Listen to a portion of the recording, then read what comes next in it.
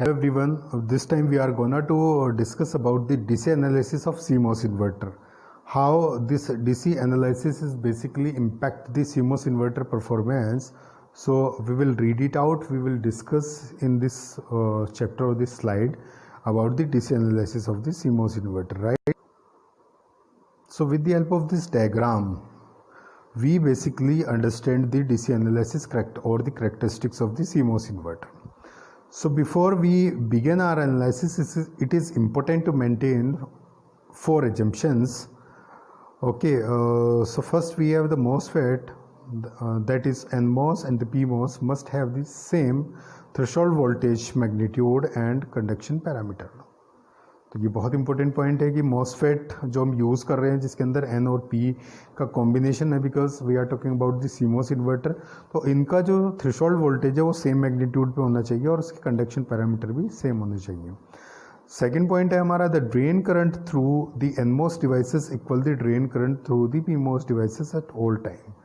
कि जो drain current होगा यानी कि ID की वैल्यू जितनी भी रहेगी NMOS डिवाइसेस के लिए, it should be always equal to, means when we are analysis the DC और the characteristics of the CMOS.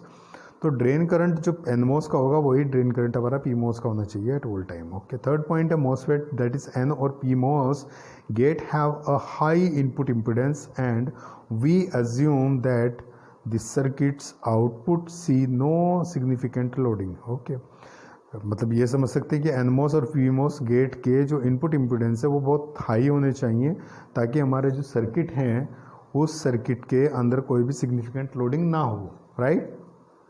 And the fourth and the last point is VDD equals the voltage across the PMOS pulse plus the voltage across the NMOS by KVL.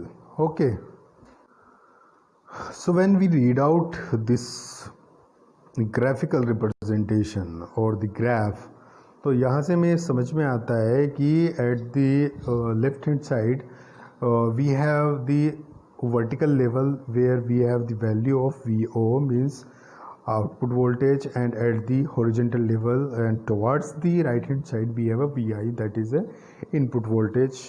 Okay, सो यहाँ आपको ये समझ में आ रहा होगा कि जब मैं वाई एक्सिस पे देखता हूँ तो वी आउटपुट लो एंड ऊपर देखता हूँ तो वी आउटपुट हाई, और जब मैं इस तरफ चलता हूँ अपने राइट हैंड साइड की तरफ और एक्स एक्सिस की हम लोग बात करते हैं तो एक थ्रेशोल्ड वोल्टेज है, फिर आपका है VIL और फिर है VIM. Okay, sorry VIH. और इस तरीके से हमारे पास में टोटल 5 रीजन हमें मिलते हैं. पहला रीजन जो है हमारा जब MN ऑफ है यानी कि N ट्रांजिस्टर ऑफ है, P हमारा लीनियर रीजन में है. दूसरा रीजन हमारे पास में जब N सैचुरेशन है और P लीनियर है. थर्ड पॉइंट है हमारा which is a saturated point जहाँ पे हमारा P और N दोनों के दोनों सैचुरेट मोड में रहते हैं. फोर्थ पॉइंट है हमारा जब N हमारा लीनियर मोड में होता है और P हमारा सैचुरेशन मोड में होता है. And we have the last and the fifth point when N is in linear mode and P is in off mode, right. So one by one हम लोग इसको डिस्कस करेंगे. और जैसे जैसे हमें ये भी पता है कि अगर मैं इनपुट पर, चूंकि एक इन्वर्टर है ये, जब मैं इनपुट पर 0 देता हूँ तो मुझे 1 मिलता है, तो 0 जैसा मेरा थ्रेशोल्ड की तरफ अप्रोच करता है